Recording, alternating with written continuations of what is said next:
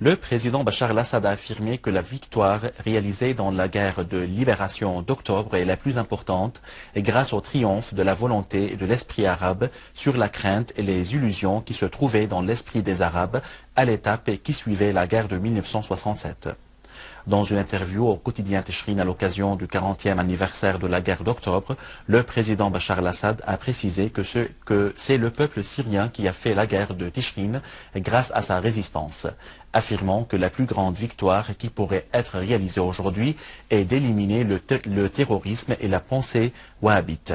En réponse au changement du paysage sur le plan intérieur et extérieur, le président Assad a affirmé que beaucoup de choses ont changé au cours des 40 dernières années avec le changement de génération et des circonstances. Mais on peut dire qu'avant 40 ans, les pays arabes étaient unifiés dans tous les secteurs culturels, idéologiques, moraux, politiques et militaires contre un seul ennemi, l'ennemi sioniste. Aujourd'hui, les pays arabes sont unifiés, mais contre la Syrie. Le président Assad a conclu que la guerre menée par la Syrie n'est pas une guerre menée par des militaires, mais une guerre menée par tout citoyen syrien, chacun de son poste, afin d'exprimer l'essence de la guerre d'octobre qui incarne la détermination du peuple et la volonté de la victoire de l'armée.